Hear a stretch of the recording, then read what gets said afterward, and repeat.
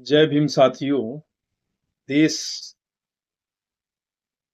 के नौजवान युवा साथी लगातार दिल्ली में प्रोटेस्ट कर रहे हैं।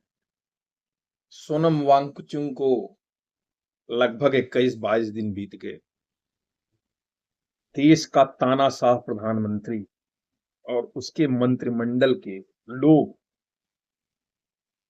पूरे देश के युवा को, नौजवान को की आवाज को दबाना चाह रहा है। कितने दुख का विषय है कि इतने दिनों के बाद ये लोग देश की जनता को कीड़ा मकोड़ा समझ रहे हैं। लाखों लाख लोग दिल्ली में उपस्थित हैं और अपनी आवाज को बुलंद करना चाह रहे हैं। संवैधानिक तरीके से दंगा नहीं हो रहा है, संवैधानिक तरीके से जंतर मंतर पर अपनी आवाज को बुलंद करने के लिए देश के संविधान में स्थान मिला है और उस स्थान पर लोग जाकर के शांतिपूर्ण तरीके से अपनी आवाज को, अपनी बात को, अपनी मुसीबत को, अपने काम को सरकार से मांग कर रहे हैं। सरकार डरी है, सहमी है, इतना फोर्स लगा दे रही है, लग रहा है जैसे मानो किसी दूसरे देश से लड़ाई चालू होने वाली है। पूरी बटालियन, ट्रक, मोटर, असलहा सब कुछ खड़ा कर दिया उन्होंने, बैरिकेडिंग लगा दिया।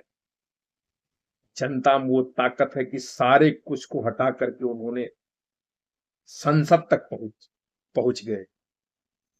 फिर भी प्रधानमंत्री को ये नहीं समझ में आ रहा है कि आपके पास जितना प्रशासन है उसका कई गुना अधिक जनता है।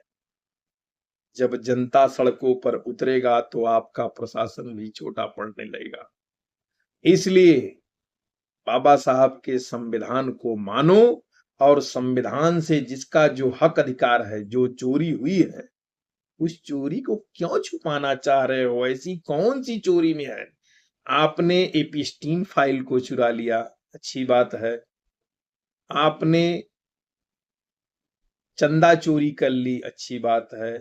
आपने इलेक्ट्रिकल बॉन्ड को चोरी कर लिया, आप कोरोना में लाभ ले लिए। जितनी चीजें आपने